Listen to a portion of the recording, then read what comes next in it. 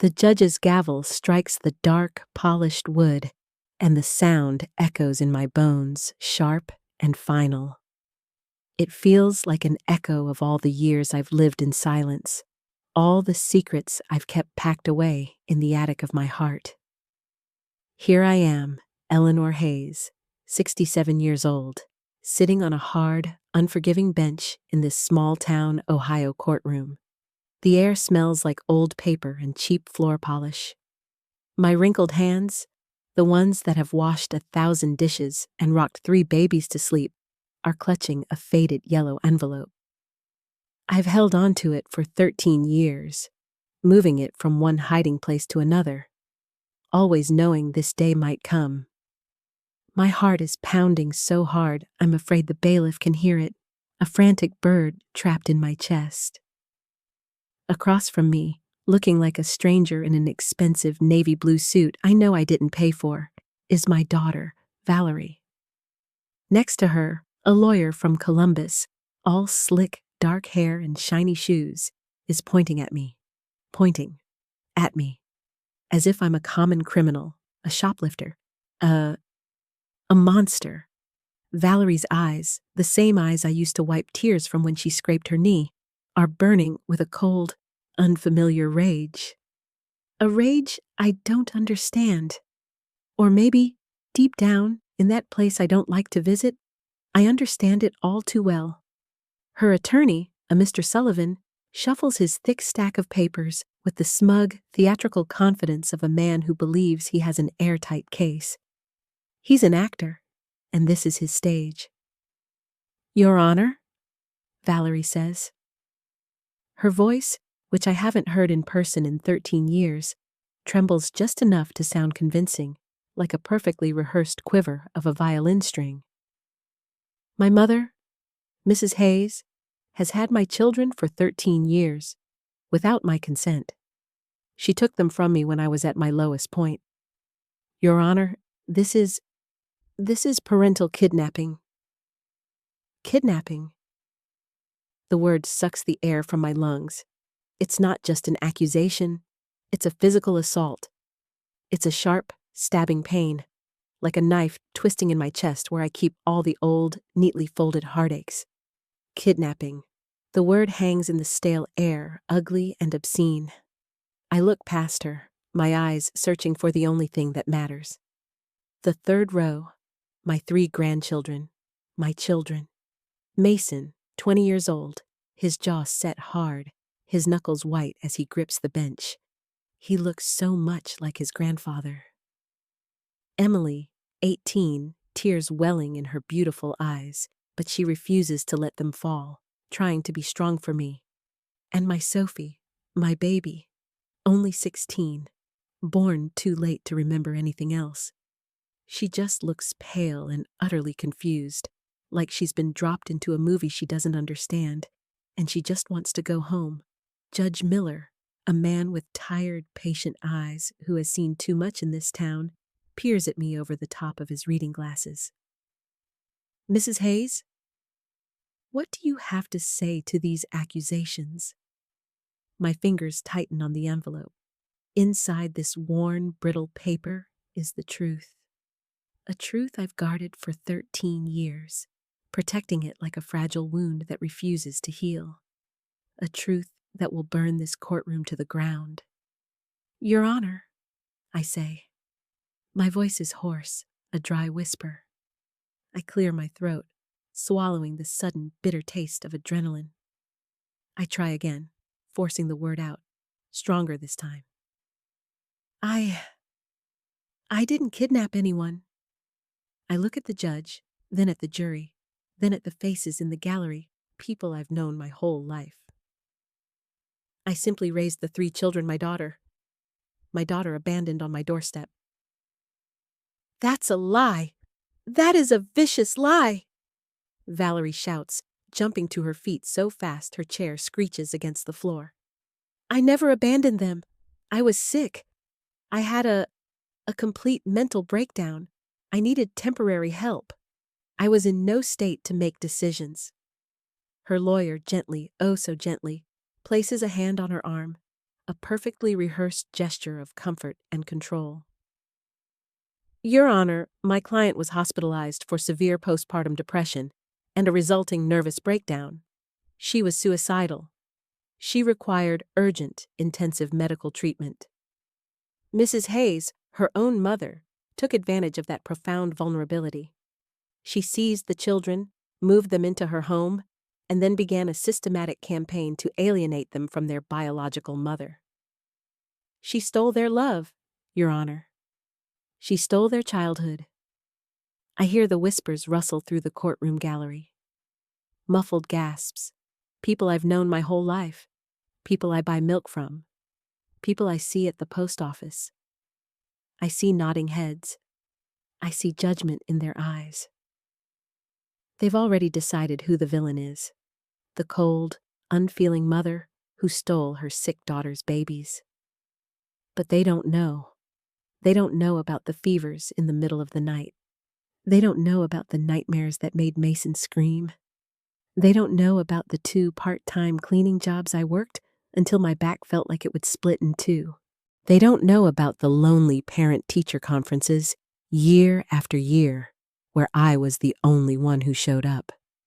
They don't know what it's like to hold a crying 5-year-old child who is begging for a mother who isn't coming back.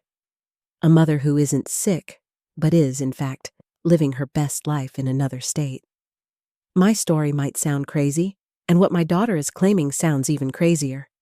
But every single word I'm about to tell this court is the God's honest truth. My truth. The children's truth. And before I tell you exactly what happened, before I open this yellowed envelope and unleash the past, please, if you believe a grandmother's love is a force of nature, if you believe that raising a child is about showing up, take 1 second to hit that like button. And please, subscribe to Aunt Millie's Tales. Your support helps share stories like mine, stories of grandmothers and aunts who had to become mothers all over again, stories that need to be heard. Thank you so much for listening. Judge Miller looks at me, his gaze steady. Mrs. Hayes, abandoned is a very strong word. Your daughter claims she was ill. She has submitted medical records to that effect. With all due respect, Your Honor, I interrupt, finding a strength I didn't know I possessed. It rises from my feet, cold and hard as iron. Her illness and her disappearance are 2 very different things. There are things this court needs to know before any decision is made. Things Valerie has conveniently and strategically left out of her tragic little story. I raise the yellow envelope. It's a simple, small gesture, but the effect in the courtroom is immediate. Silence. I see Valerie's eyes widen. I see her breath catch. I see a flash of pure, cold fear, the first genuine emotion I've seen from her all morning. Here, I say, my voice steady, projecting to the back wall. I have documents. Documents that will change this entire conversation. Documents that will paint a very different picture. The judge leans forward, his curiosity piqued. What kind of documents, Mrs. Hayes? Proof, I say, and I turn my head to look directly at my daughter. Proof of what really happened 13 years ago. Proof of why she's really here today. And I promise you, Your Honor, it has nothing to do with motherly love. My voice trembles, just for a second, not with fear, but with the colossal weight of the truth. Valerie turns pale, a sickly, chalky white under her expensive foundation. Mom, please, don't. Not here. We can talk about this. Don't what, Valerie? Tell the truth?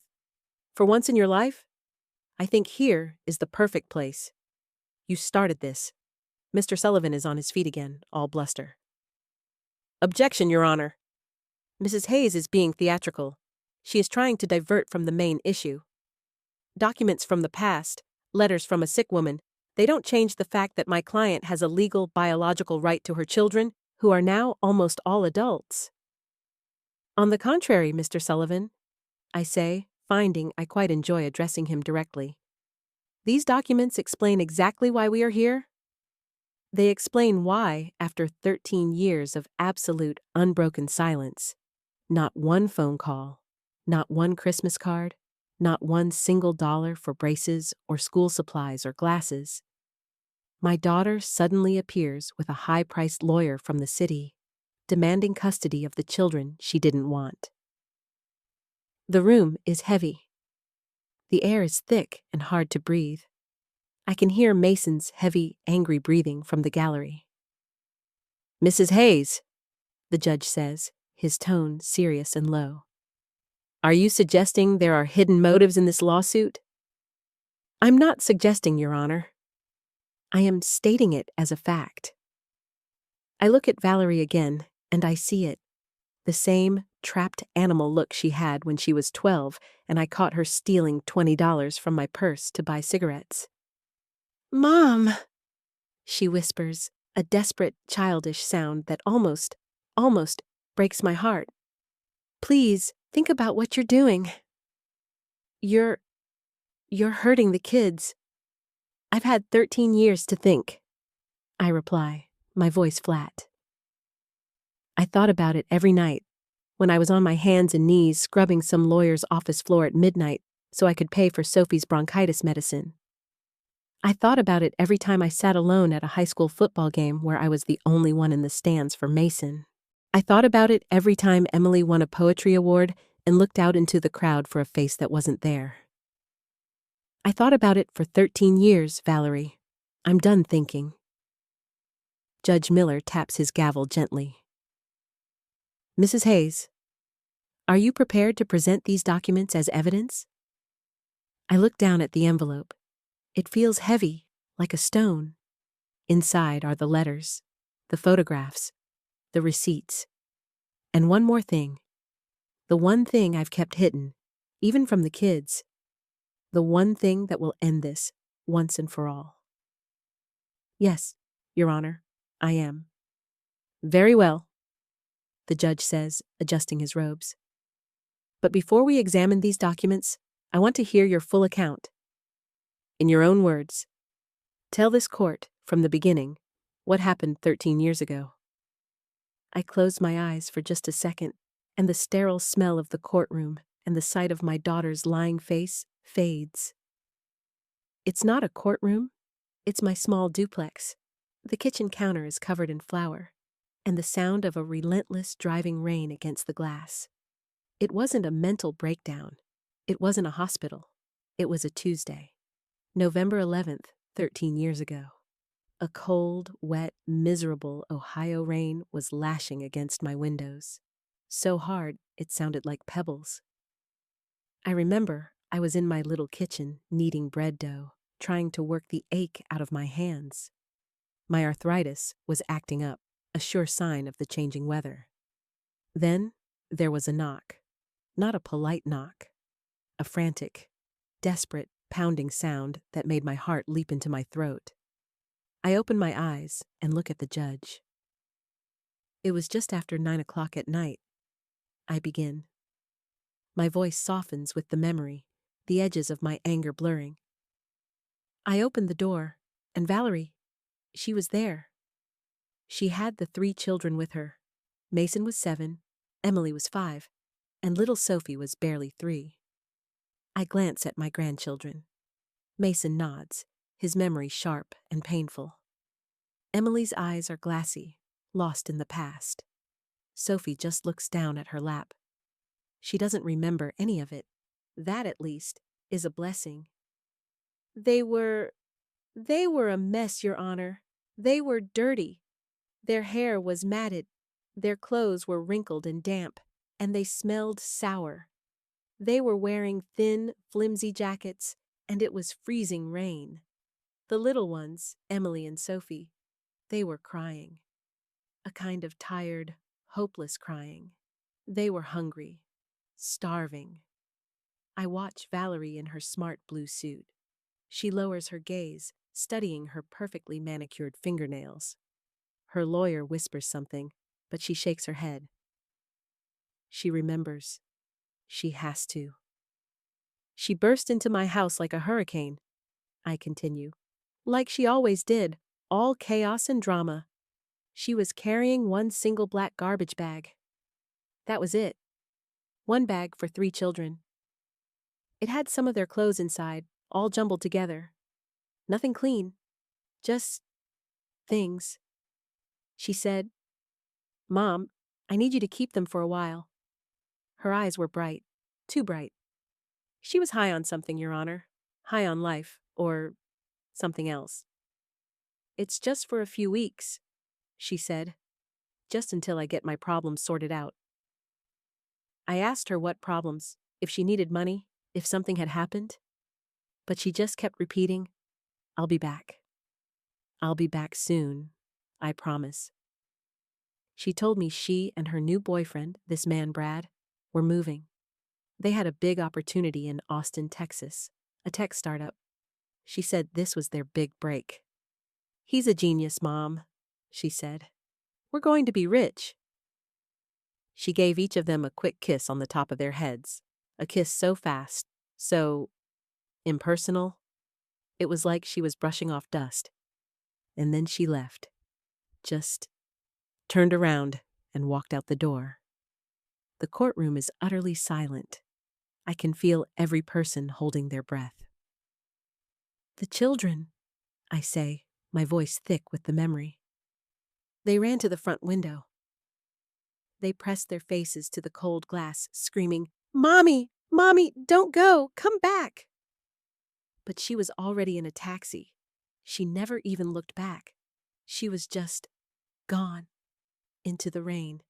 I take a sip of water from the small plastic cup on the railing. My hand is shaking. That night was the longest of my life.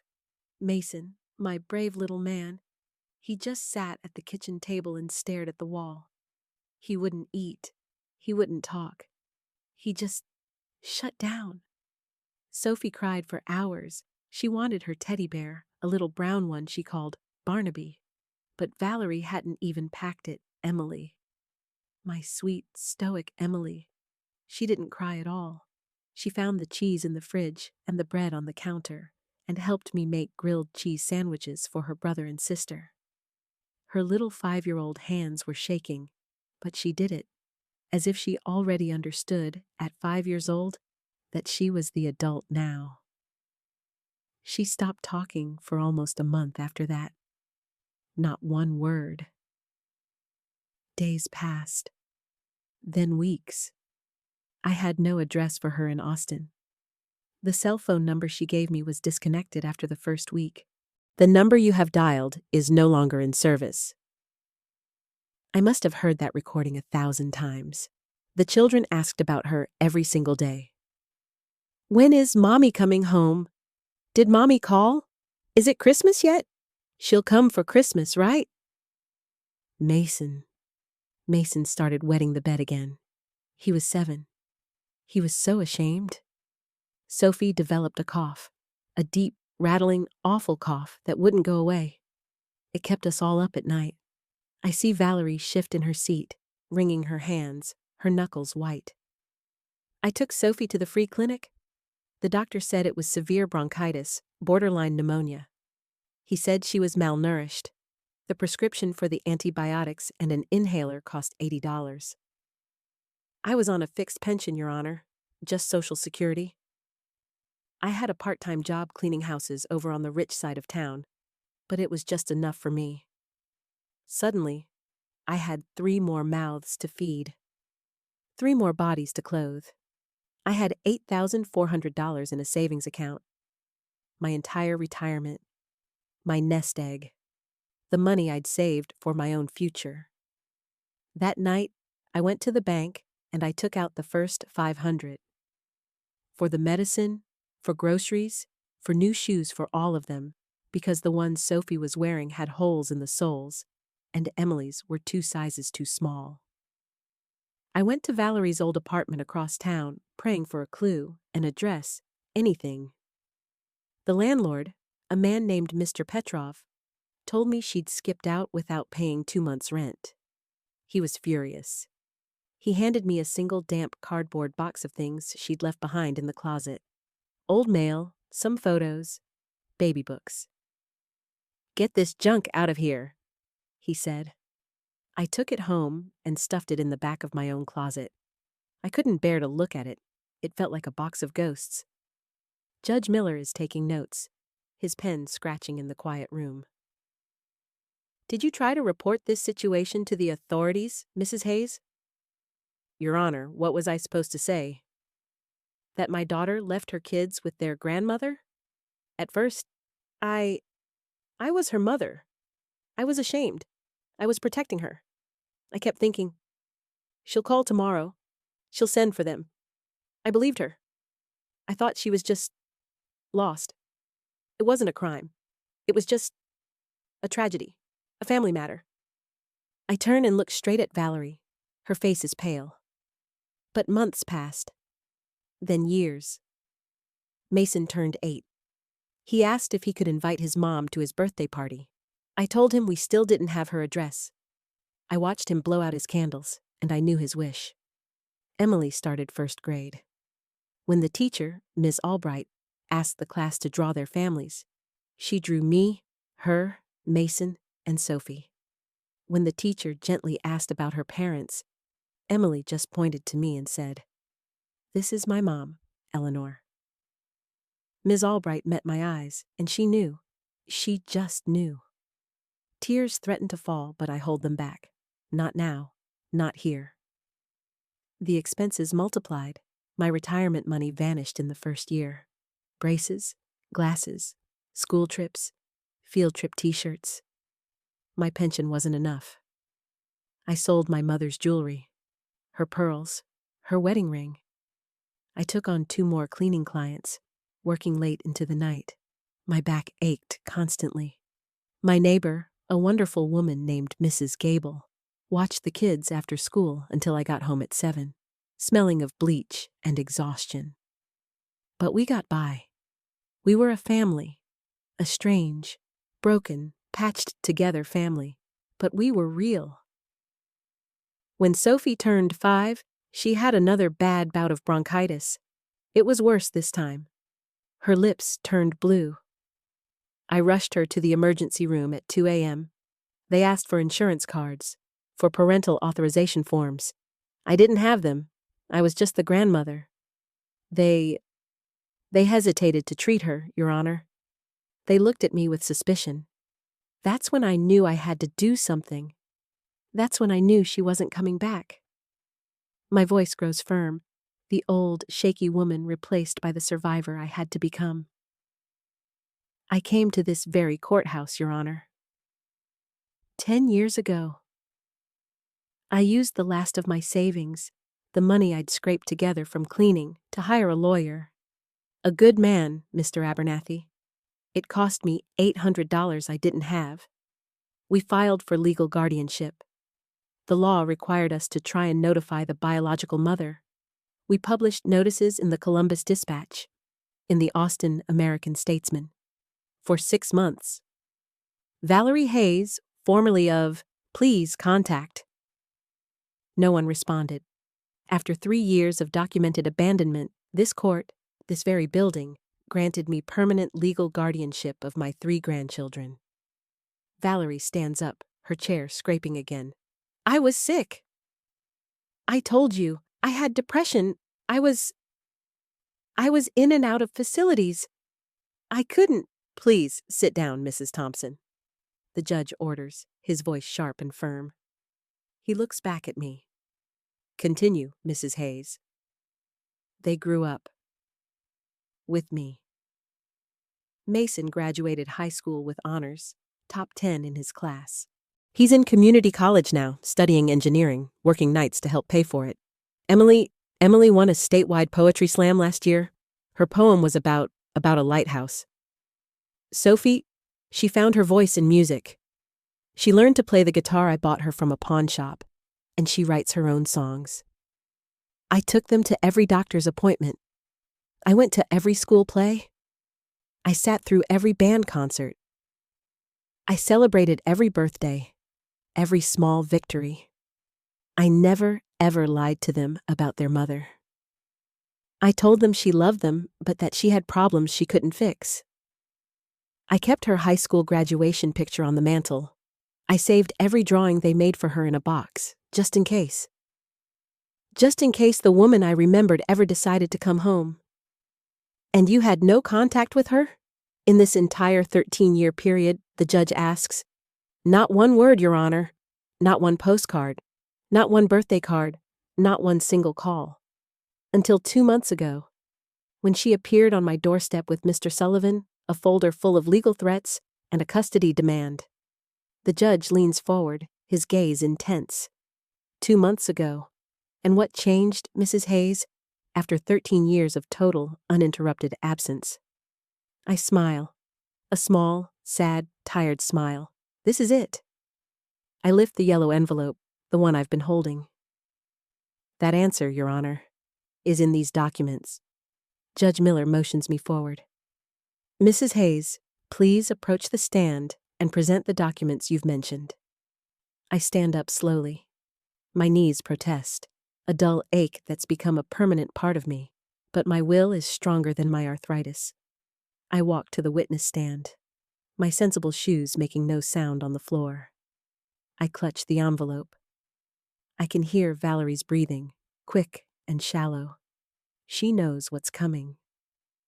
Your Honor, Mr. Sullivan says, standing up, a hint of desperation in his voice. I must insist that any document be examined by the defense before being admitted. These could be forgeries. They could be irrelevant. Of course, Counselor, the judge replies, his eyes never leaving my hands. Hand them to the clerk. I open the unsealed flap. My fingers tremble, not from fear, but from the profound, crushing weight of this moment. The truth is finally coming out, and it's going to hurt. Let's start with these, I say, pulling out a small stack of photographs, the old kind, from a disposable camera.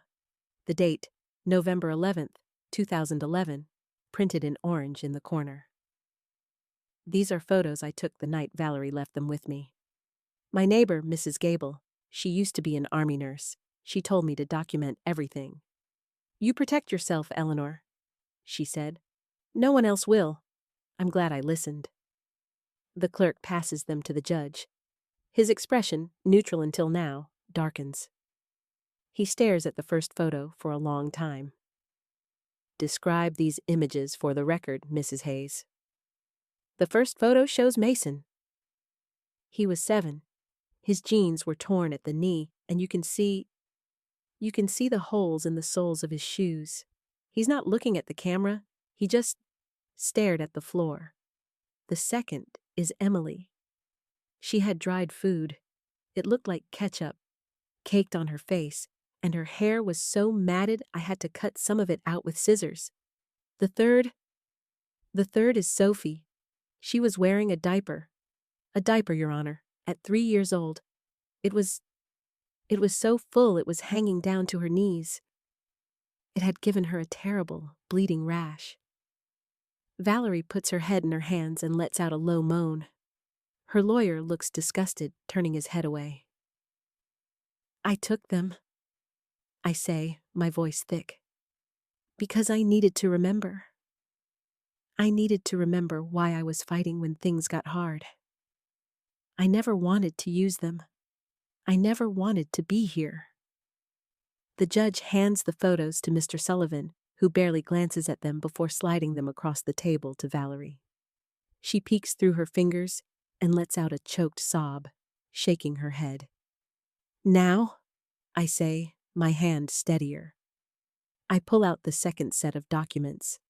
These are letters. Letters Valerie wrote to me during the first 6 months after she left. They were in that cardboard box her landlord gave me. I found them years later, tucked inside a baby book when I was looking for their birth certificates. The judge takes the folded, brittle pages. These are in your daughter's hand? Yes, Your Honor. I'd know that looping V and the way she refuses to dot her E's anywhere. I look at Valerie. Tell the judge what they say, daughter. Tell him about your new life. She stays silent, her face hidden. Her lawyer, looking pale, begins to read them, and his face goes white. Your Honor, I say, my voice clear and cold. In the first letter, dated 3 weeks after she left, Valerie told me that Austin is amazing and that she had finally met her partner, Brad. She said he was a genius in the tech world. She asked me to keep the children just a little longer because, and I quote, Brad doesn't want any baggage while he's trying to close his big deal. Baggage, Your Honor. That's what she called her 3 children. The courtroom is so quiet I can hear the clock on the wall ticking. All eyes, every single person, are fixed on Valerie. In the second letter, I continue, dated 4 months later, she informed me that she was pregnant. Pregnant with Brad's child. She said she couldn't possibly come back for the children now because he had threatened to leave her if she brought burdens from the past into their new, clean life. She said this was her chance at a real family. Pregnant? The judge asks, his eyebrows shooting up. Yes, Your Honor. My daughter has another child, a boy. He's 12 years old now. A child she could raise, a child she chose to raise, because it was convenient for her new relationship. A child my other grandchildren have never met. I look at Mason, Emily, and Sophie. Their faces are crumpled in identical masks of shock and betrayal. This is new to them. This is the part I had never, ever had the heart to tell them. They have a brother who was chosen over them. Mason clenches his fists and looks down, his body shaking. Emily covers her mouth. In the third letter, my voice grows hard as steel. Valerie asked me to sign some papers she'd had drawn up, to unofficially renounce any claim to her, so she could get married and start her new life. She offered me $500 for my trouble, for covering her expenses. Mr. Sullivan looks like he's going to be sick. This was not the story his client told him. This was not the grieving, sick mother he had presented to the court. And did you sign them? The judge asks. No, Your Honor. I wrote her back one last time to the P.O. box address on the envelope. I told her I didn't want her blood money. I told her to go, to live her life, to have her real family. But I told her not to contact us again until she was truly ready to be a mother, and that if she ever came back, she'd have to prove it. I pull the last crumpled letter from the stack. This was her reply. The last communication I had with her until 2 months ago. The judge reads it, and his expression hardens. Mrs. Hayes, please read this aloud to the court. I take the paper. My hands are shaking, but my voice is iron. It says, Mom, fine. I get it. You always were a martyr. I won't bother you again. You can have them. You take care of the kids. I have my own family now. If anyone asks, just tell them their mom died. It's better that way. It's cleaner. Valerie. Tears are streaming down my grandchildren's faces. Mason stands up, as if to come to me, to shield me. But Emily, my strong girl, pulls him back down, whispering something in his ear. Your Honor? I say, putting the letter down on the rail. For 13 years, I respected that. I honored her wish. I raised her children. I loved them. I gave them every single thing I had. I became their mother, all the while hoping, praying, that one day she would mature, that one day she would return for the right reasons. And why do you believe she has returned now, Mrs. Hayes? The judge asks, though I can see in his eyes he already knows the answer. I smile that sad smile again. My anger is gone, replaced by a profound weariness. I pull the last set of documents from the bottom of the envelope. Because 3 months ago, Your Honor, my brother, Arthur Hayes, passed away. He was a rancher in Wyoming, a good, quiet, hard-working man who never had children of his own. He visited us once, about 5 years ago.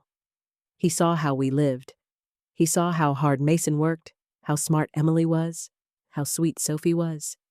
He saw everything. The judge leans forward, connecting the dots.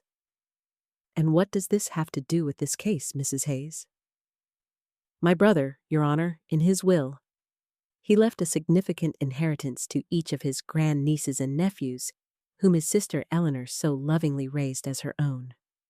He left $50,000 to Mason, $50,000 to Emily, and $50,000 to Sophie, a total of $150,000.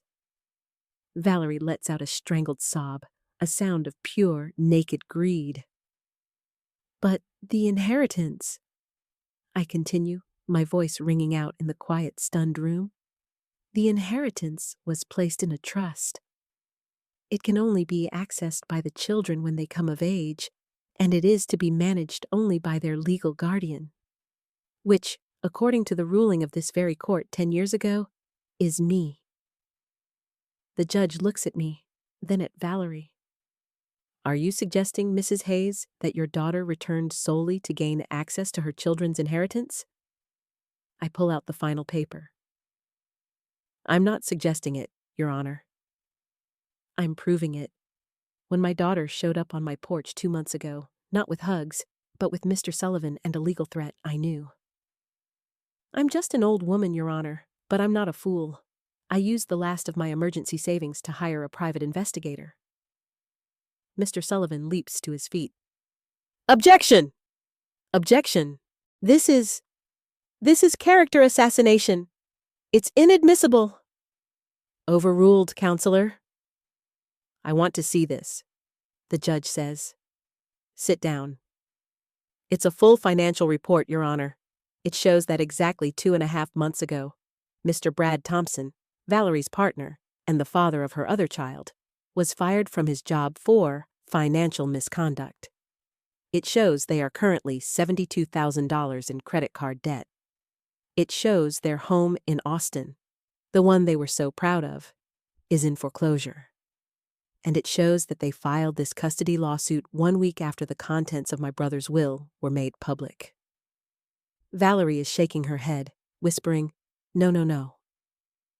And, I say, my voice dropping, I have one last thing. A document I found in that same cardboard box all those years ago. A document I never, ever wanted to use. A document Valerie wrote herself, dated November 14th, 2011, 3 days after she left them at my house. What is it, Mrs. Hayes? The judge asks, his voice low. It's a handwritten note, Your Honor. It's not notarized. It's not a formal legal document, I know that. But it is the truth. It is a voluntary renunciation of her parental rights. I hand the single, folded sheet to the clerk, who hands it to the judge. He unfolds it carefully. He reads it. His face is unreadable, a mask of stone. It says, I, Valerie Hayes, am not fit to be a mother. I am sick and I am no good.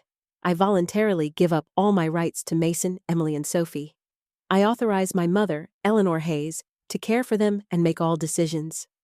This is final, and I will not change my mind. It is signed by your daughter. Valerie shrieks, a raw, piercing sound. I was sick. I didn't know what I was doing. I was unstable. That doesn't count. It's not legal. You were stable enough to move to Austin, Your Honor. I say calmly. Stable enough to start a new life and have another child. You were stable enough to write those letters, but you weren't stable enough to even call yours. And that, Your Honor, is not all. My blood is ice. I turn to my daughter. Valerie, tell him what you sent me last week, after I refused to hand over the children and the money. Tell him about your deal. I don't know what you're talking about. She stammers, her eyes darting to her lawyer. She won't, I say to the judge. So I will. I hand the clerk the final printouts. These are text messages, sent from her phone to mine just 6 days ago. after her sick mother plea didn't work. The judge reads them, and for the first time, I see cold, unadulterated anger in his eyes. He looks up at me. Mrs. Hayes, please read the last message, dated October 12th, to the court. I pick up the paper. My hand is perfectly steady now. It reads, Mom. Stop being stubborn. I'm their real mother. Any judge will side with me. If you don't agree to transfer custody and control of the trust, I will accuse you of kidnapping. I'll say you stole them when I was sick. We can split it 50-50. You get $75,000 for your trouble. It's a good deal. If you fight me, I get it all. And you go to jail. Your choice. The courtroom explodes. The judge slams his gavel, his face red. Order! Order in the court! Order! He glares at Valerie. His voice is dangerously quiet. Mrs. Thompson, did you send these messages to your mother? Valerie has collapsed onto the table, sobbing hysterically, her expensive suit shuddering. Her lawyer, Mr. Sullivan, is frantically stuffing his papers into his briefcase.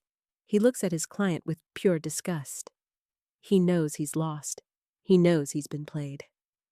Your Honor, I say, my voice softer now. The fight is over. It's all out. I'm not seeking revenge. I understand. I understand she was young and desperate. I understand she made terrible choices. But I cannot, I will not, stand by and allow her to hurt these children again. They have suffered enough. They deserve peace. What are you asking for, Mrs. Hayes? The judge asks, his voice gentle. I am asking that my permanent legal guardianship be confirmed. I am asking that my daughter's lawsuit be dismissed with prejudice. And I am asking for a restraining order, preventing Valerie from contacting me or the children, unless they, when they are adults, choose to contact her first. You can't! Valerie wails, lifting her tear-streaked, ruined face. You can't take my children away from me. They're my children. I look at her, the woman who shares my blood, but who feels like a complete and utter stranger. Daughter, I say, and my voice breaks just once. You gave them away 13 years ago in a handwritten note for a new life in Austin. I'm not taking anything from you. I'm just protecting what you abandoned. The judge declared a 30-minute recess to review all the documentation. The moment he left the bench, Mason, Emily, and Sophie rushed to me. They didn't run. They walked, fast.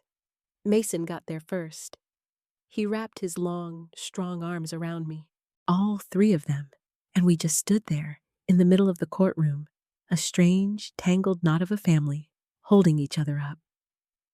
Grandma? Sophie whispered, her face buried in my old blue cardigan. Why did you never tell us? About the note that she gave us up? And the other boy? I stroked her hair, my fingers catching in the tangles. Because, my sweet girl, I wanted you to have a chance to form your own opinion of her, if she ever came back. I didn't want you growing up with that kind of hate in your heart. I wanted you to know you were loved, not discarded. As for the boy, I couldn't find the words to tell you that she had chosen him. Mason, my strong Mason, pulled back. His face was blotchy and red with rage, his eyes filled with tears. She has another kid, a brother, all this time? Yes, honey, a 12-year-old boy. And she came back for money, he said. It wasn't a question. It was a cold, hard, final statement. The last piece of his childhood, the tiny, hopeful part that had waited for her, shattering. She didn't come for us. She came for $150,000. Yes, she came back for the money. Across the courtroom, Valerie and her lawyer were having a frantic, whispered argument. He was gesturing angrily, pointing at his watch. She was sobbing, shaking her head. Then I saw her straighten up. She wiped her eyes, her face hardening. She said something that made her lawyer throw his hands up in the air and turn his back on her. And she started walking toward us. My children tensed around me. Mason stepped slightly in front of me, a 20-year-old man protecting his family. "You've said enough," he growled, his voice low. "Mason, it's all right," I said, putting a hand on his arm. He was trembling. I looked at Valerie as she stopped a few feet away. "Speak. Right here, in front of the family you forgot you had." Her face flushed, a dark, ugly red. "Mom, please. Listen to me. I know I made mistakes. Terrible mistakes. But I've changed. I really have. Brad, he pressured me. He's the one who's in debt. He's the one who found out about the will." 13 years ago, he pressured you?" I asked, my voice flat. "Did he pressure you to write that you'd rather the children think you were dead? Or did he pressure you last week when he found out you had a $150,000 payday waiting if you just played the part of the grieving, sick mother?" "It's not that simple," she cried, looking around to see if anyone was listening. "We're in trouble. He lost his job, the house. Mom, we're losing the house. I was desperate. I thought the money could help everyone." "Help you too. You deserve it. I told you. 50-50. You deserve to be paid back for your trouble." Trouble. The word hung in the air between us, more offensive than any curse. "Trouble?" I repeated, and my voice was so cold it surprised me. "You think raising your children was trouble, Valerie? You think it was an invoice? You think I kept a ledger? $80 for pneumonia medicine? $300 for braces for Emily. $40 for Mason's football cleats. You think I did it expecting compensation? You think all those sleepless nights, all those scraped knees, all those report cards on the fridge, you think that was just trouble?" "No, I just meant, you're twisting my words." "I'm not twisting anything," I said, stepping away from Mason's protection. "I'm just listening. You see your children as a commodity. 13 years ago, they were baggage that you discarded because they were inconvenient. Today, they're a trust fund you've come to claim because you're broke. You haven't changed at all, Valerie. You just got more desperate." "That's not true," she sobbed, tears flowing again. "I love them. I do. I've missed them every day." "Do you even know them?" I shot back. "Do you know that Mason is allergic to peanuts and it could kill him? Do you know that Emily is a vegetarian? Do you know that Sophie sleeps with a nightlight because she's still afraid of the dark? Do you know their birthdays, their favorite colors, their dreams, their fears? You don't love them, Valerie. You don't even know them. You love the idea of them, and you need their money." She looked at me, her eyes wide with a desperation that was terrifying. The tears stopped. The mask was off. "Mom, legally, I am still their mother. That stupid note I wrote, it wasn't notarized. My lawyer says it won't hold up. It was written under duress. I was sick. I was mentally unstable. And there it was. The real Valerie, calculating, manipulative." "So this isn't about forgiveness?" I said softly, as the realization settled on me like a shroud. "This is about you still thinking you can win." "We can make a deal," she said, her voice dropping to a conspiratorial whisper, grabbing my arm. I flinched and pulled away. "Right now, before the judge comes back. Please, Mom, we tell him we've reconciled. I'll take the kids. You can visit. You can be the grandma. We can share the inheritance." 60-40? 60 for you? You deserve it. Just tell the judge you want to drop the restraining order. Please, Mom. Please. He'll leave me if I don't get this money. I looked at her. My daughter. I searched her face for any sign of the little girl I had raised, the one who loved strawberries and catching fireflies in a jar. She was gone. This woman was a stranger, hollowed out by greed and a lifetime of bad choices.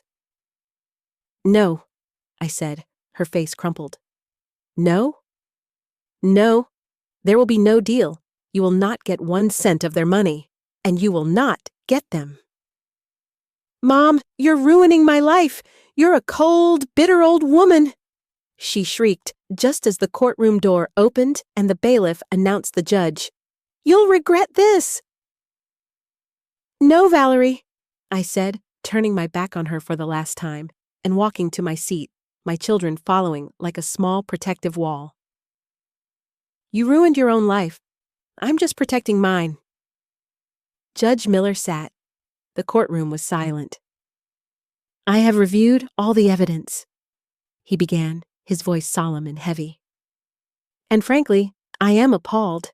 Mrs. Thompson, after reviewing the handwritten renunciation, the pattern of abandonment, the financial reports, and especially these text messages, I have some serious questions. He looked at her over his glasses. Do you confirm you sent those text messages, threatening your mother with false accusations of kidnapping in exchange for money? Valerie was silent, staring at the table. Mr. Sullivan stood, looking defeated. Your Honor, my client was distraught. She was not in her right mind. Attorney Sullivan. The judge cut him off, his voice like thunder. Threatening a legal guardian for financial gain is not being distraught. It is felony extortion. This court is not a tool for thieves. In light of this, I have a legal and moral obligation to refer this case, in its entirety, to the district attorney's office to evaluate whether criminal charges should be filed against your client for attempted extortion and fraud. Valerie let out a sound I will never forget. A low, animal wail of pure, unadulterated despair. No! Please! I just wanted my children back. Mrs. Thompson, the judge said, his voice like granite. You did not want your children back. You wanted to recover $150,000. The evidence is overwhelming, conclusive, and frankly, sickening. This court rules as follows. The lawsuit for custody is dismissed with prejudice, meaning you can never file it again. Mrs. Eleanor Hayes's permanent legal guardianship is hereby reaffirmed and made permanent.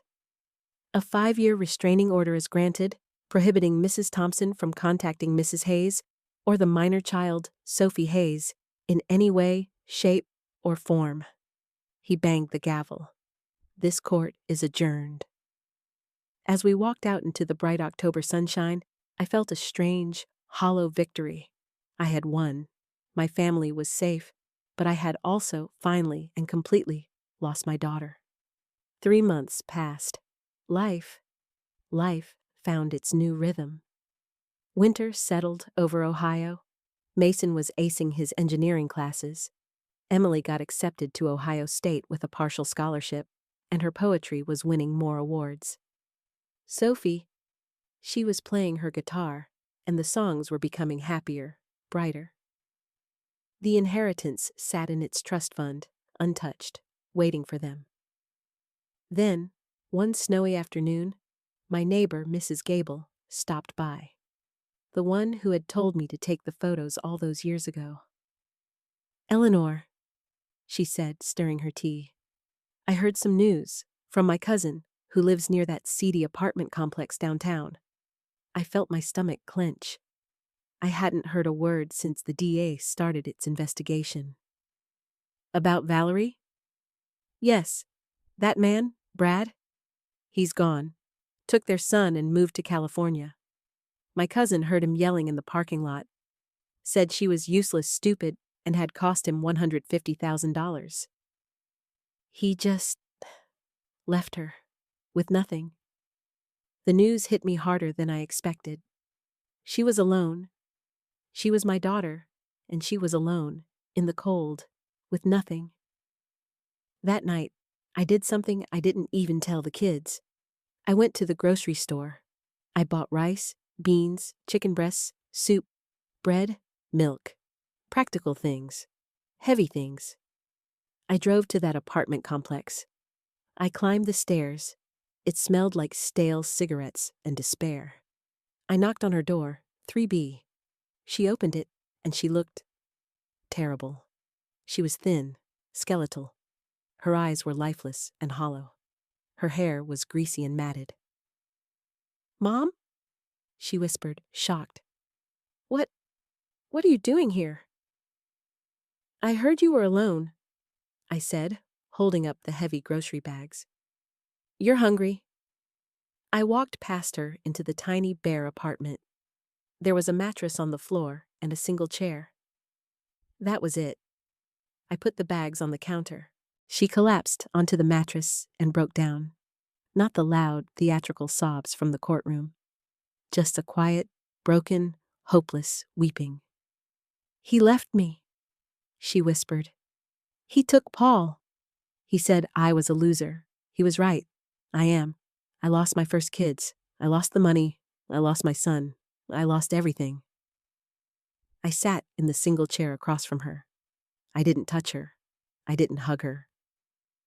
"You didn't lose your first children, Valerie," I said, my voice soft but firm. "You abandoned them. There's a difference. You have to start with the truth if you're ever going to get better. You have to own what you did. You'll always remind me of that, won't you?" She wept. "I won't have to," I said. "You'll remind yourself. Every day. The question is, what are you going to do about it?" "What can I do?" she asked, looking up, a flicker of the old, helpless Valerie in her eyes. Will I ever get to see them?" I sighed, a long, weary sigh. "Maybe." "I don't know, but not today. And not because you want it, but because they choose it. When they are adults, and when you are, well, when you are someone different, someone stable, someone who isn't looking for a payday or a rescue, someone who is better." I stood up. "This food will last you a week. After that, you're on your own. There's a temp agency on Main Street. Get a job. The DA dropped the case, I heard. You have a second chance. Don't waste it. Get therapy. Learn to stand on your own 2 feet. For the first time in your life, Valerie, stop depending on a man, or on me, or on a fantasy." I walked to the door. "Mom?" "Wait," she called. Her voice was small. "Thank you." "For the food." I nodded once. "Goodbye, Valerie." I walked out of that building and took a deep, shuddering breath of the cold, clean winter air. I drove home. When I walked in, Sophie was practicing guitar in the living room. Emily was at the kitchen table, studying for finals, her brow furrowed. Mason was home from his part-time job, grabbing a snack from the fridge. My home, my family, my real, true, beautiful, messy family. They are thriving. They are good, kind, responsible young adults. I look at them, and I know I did the right thing. I didn't just raise them. In a way, they saved me. They gave my life a purpose I didn't know it was missing. As for Valerie, I forgive her. I have to, for my own sake, to let go of that anger. But forgiveness has boundaries, and my boundary is the front door of this house. Sometimes, protecting the family you've built means closing the door, firmly but not unkindly, on the family that broke. I'm not hard. I'm not cruel. I'm not a saint. I'm just a grandmother. A woman who was given 3 broken, beautiful seeds and chose to water them. And you never, ever mess with a grandmother's garden. You never mess with her family.